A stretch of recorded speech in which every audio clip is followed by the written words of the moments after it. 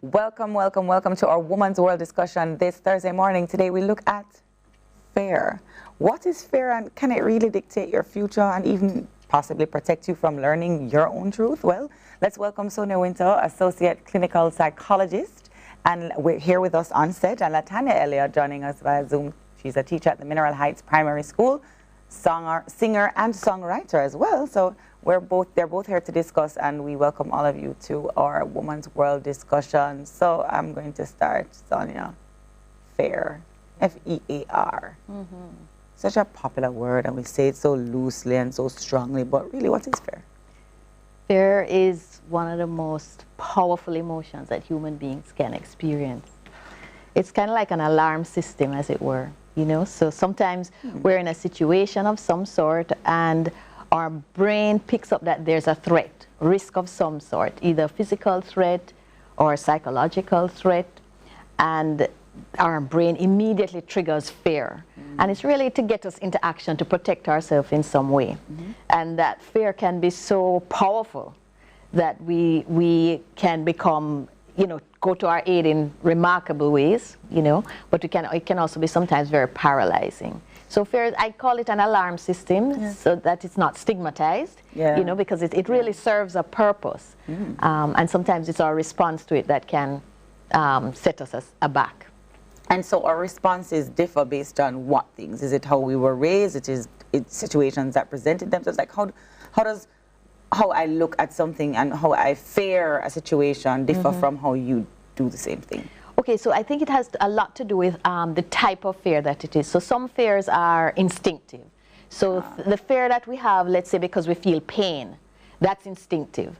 And it's instinctive from the point of view, it's part of our survival mechanism. Right, protect us. Exactly. You know, if we feel a pain in our leg, it brings our attention to our leg so that we can tend to it if something is not is amiss with our leg. So that's instinctive fear. Yes. You know, some fears are learned from experiences. So we have an experience with a person, a place, or a situation that's frightening in some way or that causes actual harm. And so going forward, when we encounter similar experiences, we will experience fear. It's almost like our brain is reminding us, you got harmed the last time you were in a similar situation, right. Be on alert now. No. So that's a learned fear, you know. Right. And of course, how we respond to that will depend on how intensely we were hurt, how much we are traumatized. Because if we are in a fearful situation and we cannot help ourselves, okay, we feel there's nothing we can do. We can't flee, we can't fight, we're just a complete victim who cannot aid ourselves, then we experience what's called trauma.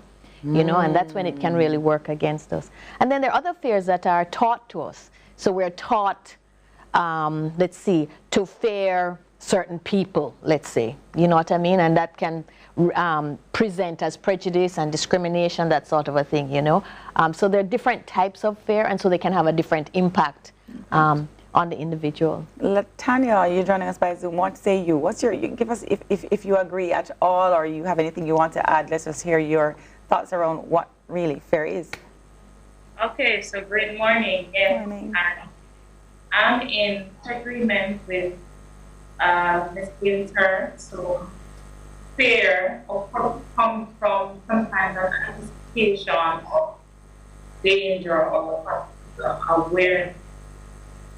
So, as she pointed out earlier, that some things can trigger, or she spoke about that there are different types of fear. And I would like to add, there might be positive fear, negative fear, depending on how the individual uses the strong human emotion that he or she feels.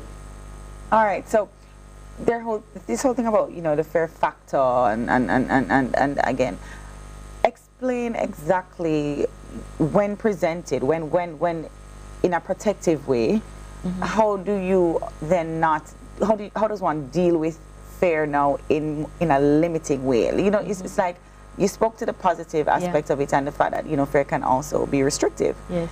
How do you identify that, and how does that actually present for someone? The thing, fear creates limitations on the individual in a number of situations, such as when the fear is created by a chronic situation, a situation that's ongoing. So you're constantly living in fear. And again, as I said, and you feel that you don't have any mechanism to save yourself or protect yourself, that can be so paralyzing that, and if it's over a long period of time, that's what leads to hopelessness. Hopelessness is when you feel like nothing is going to change, and the future is bleak. I'm always going to be in this situation.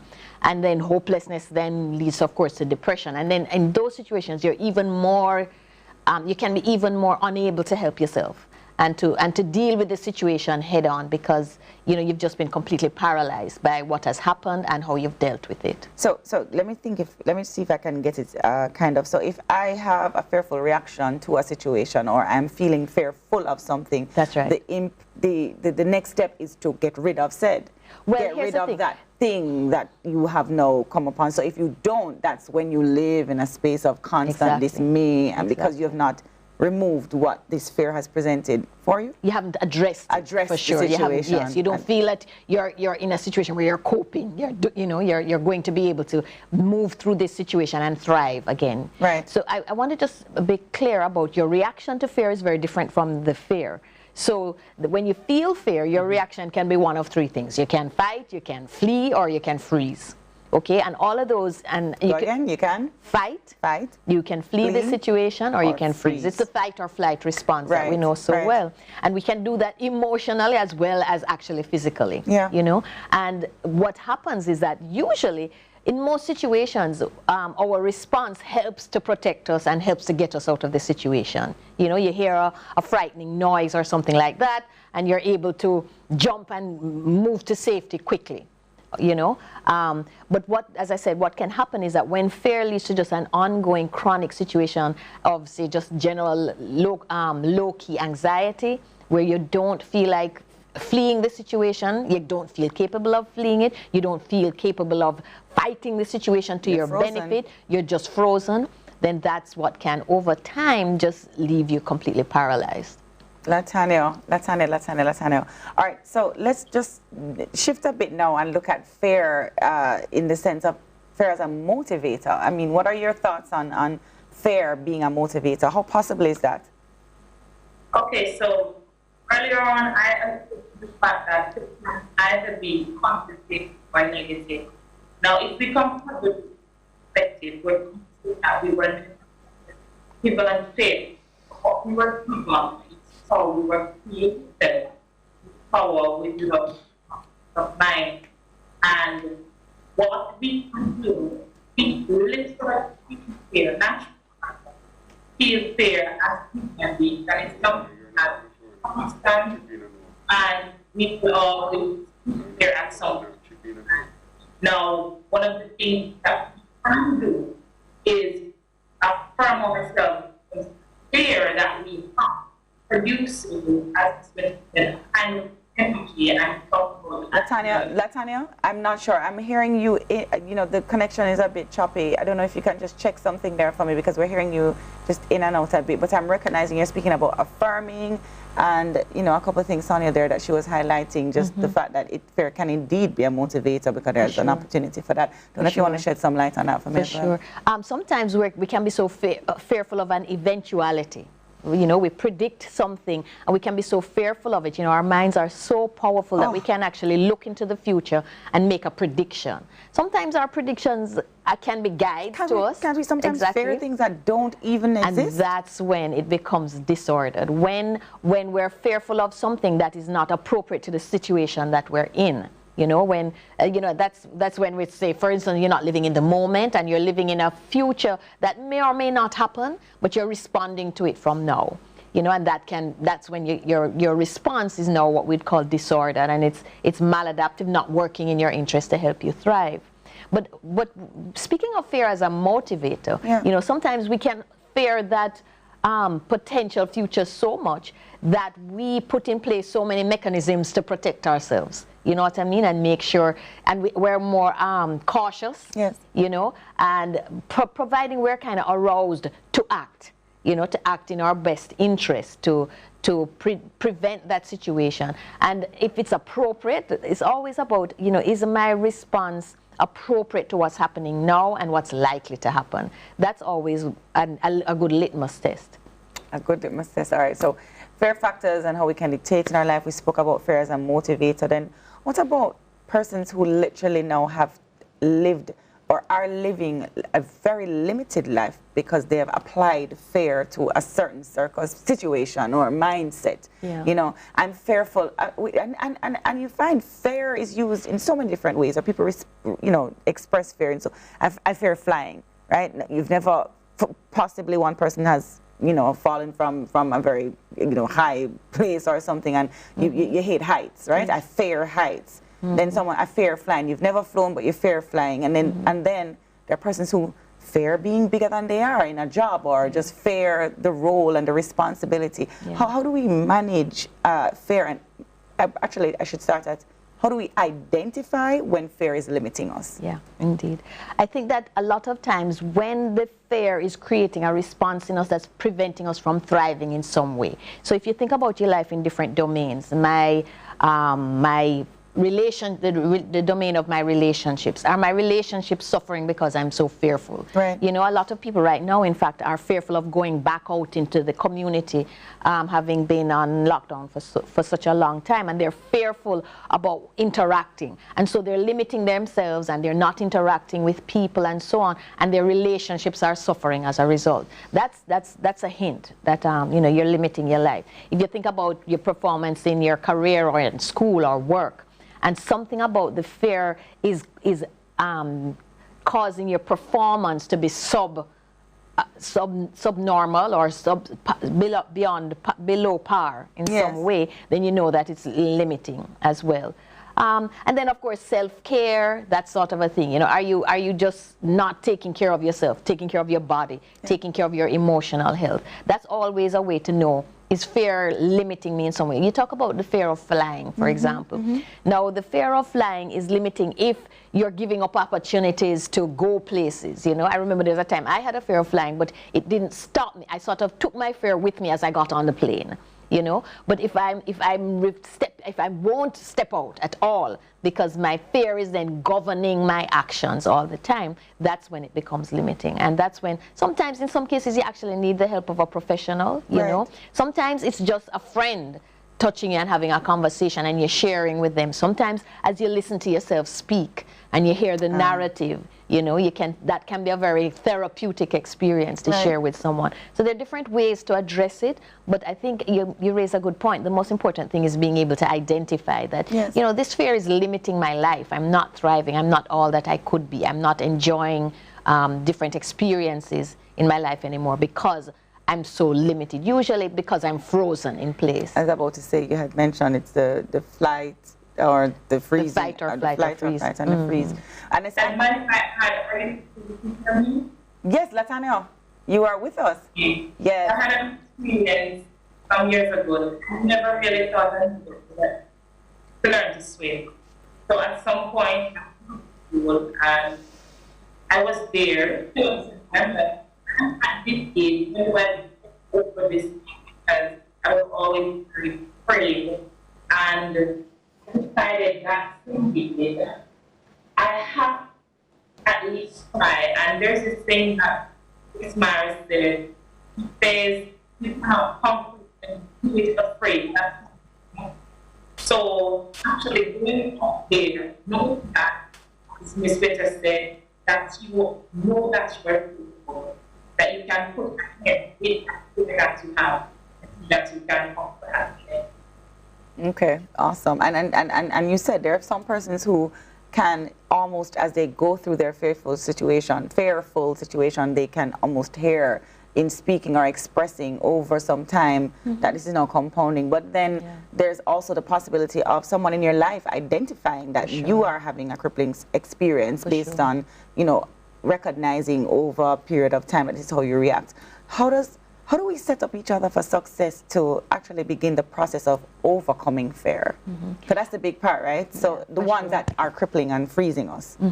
What I would say, fear is one thing, but it's really our reaction to the fear. You know what I mean? Because if you think about it, they quite often say, you know, courage is not the absence of fear, but it's going ahead and moving along, even though you're experiencing fear. It's action with fear. Yes. You know what I mean? So it's not so much fear itself, but it is our reaction to it. Are we allowing it to control our life? Yeah. You know what I mean? And in terms of setting ourselves up, again, it's you know, a lot happens through relationships.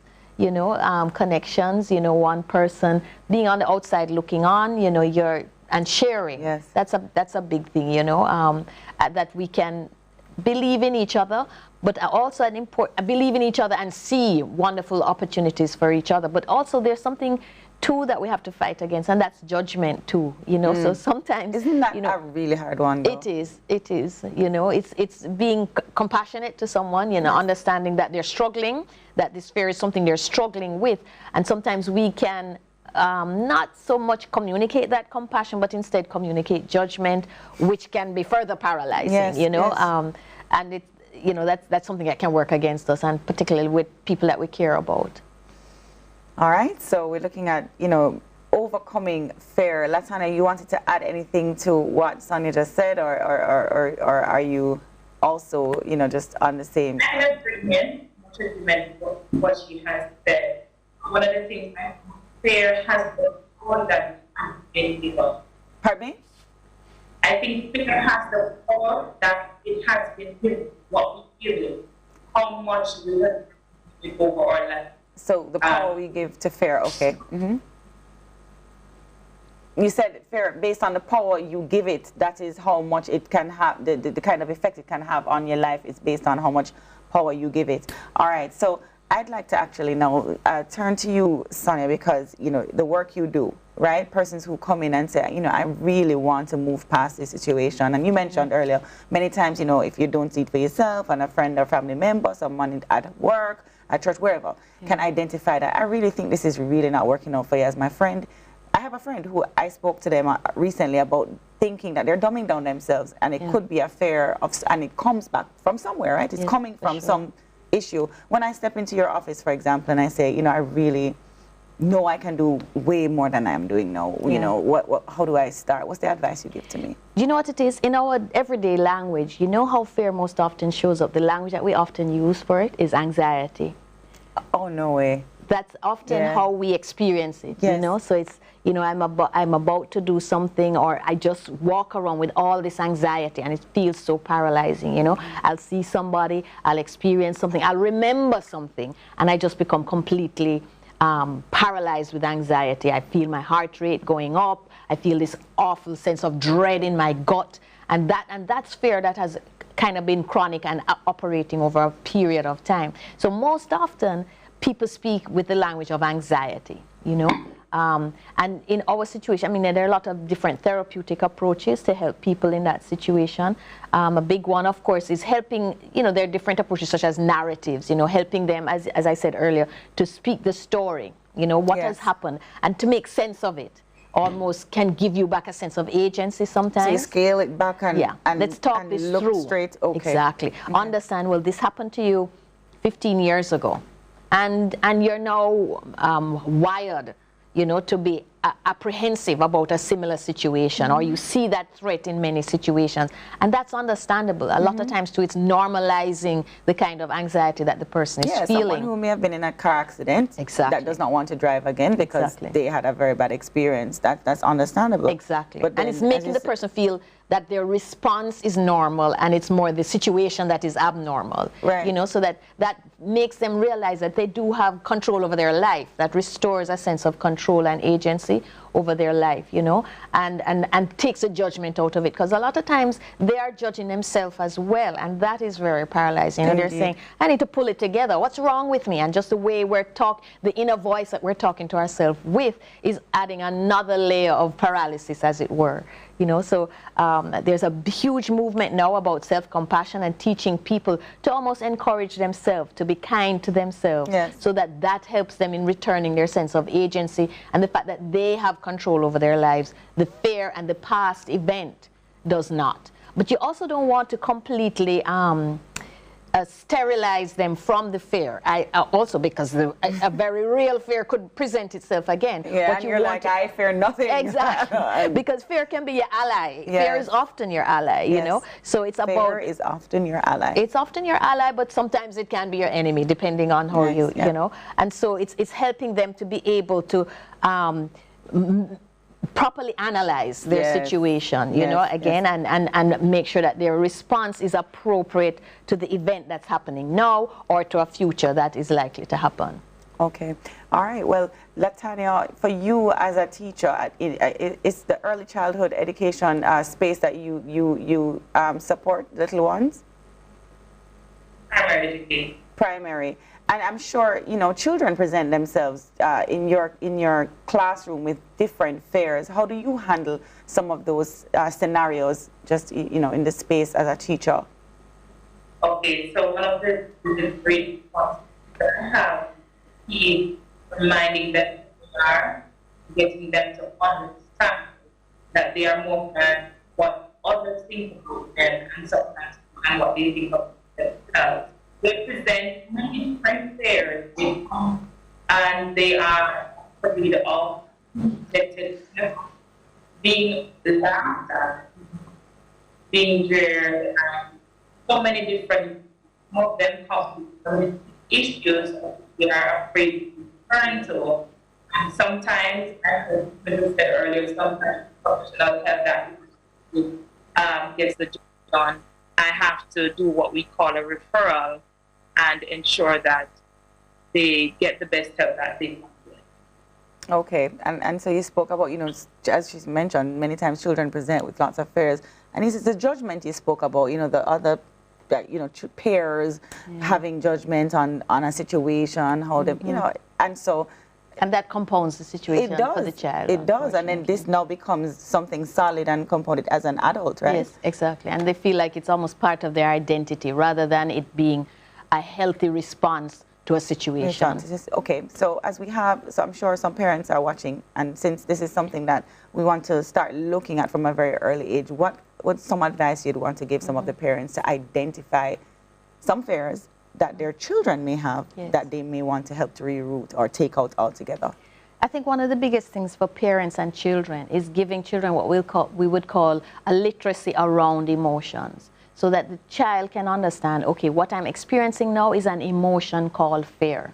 And it serves me sometimes, and it doesn't serve me other times. Or what I'm feeling right now is an emotion called anger. So it's giving them a language so that they can understand how they're responding to the world. Because emotions are very important, and they have to understand why they're being triggered, you know, so that they can leverage those emotions. You know, emotions are almost like an intelligence. They're telling you how you're interacting with the world, and so that they can understand what's happening to them is I think is step one, and that they don't feel abnormal, they don't feel completely out of control when this emotion comes, you know, and that helps them to take control of the situation, because they no longer feel like they are the emotion that they're experiencing. You know, so but sometimes, so often, even the parents don't have that language for themselves. Yes. You know, so that's almost the learning, you know, for both parent and for child, you know, having, which I guess is the business that I'm in, the business of emotion. It's helping individuals, parents and children, to understand, you know, what are emotions? What's the purpose of them? How do they function? You know, how can I use them? You know, we're designed to feel a full range of emotions, and in different situations, and to use that almost as data when we go out into the world. All right, well, thank you. Go ahead, Latanya. Really the quickest responding to situations there, and having the parents look for the sign, look for the withdrawal, look for the reservation, and have to understand that plays a great role in teaching the child, training the child in a particular way that they should go, causing them to understand their purpose, causing them to understand who they really are. Getting parents there is one of the initial ways of helping children for them to outgrow this thing that sometimes you are settled into their whole. All right, yeah. you just talking so much about the fact that, you know, they can for parents to identify from very early what some of those fears are, and working and highlighting that and going against that. So just want to thank you, Sonia, Wynter, and Latanya. Thank you so much for joining us. And of course, we had here with us Sonia Wynter discussing. She's our clinical psychologist, and of course, Latanya Elliott also with us here joining us on Zoom.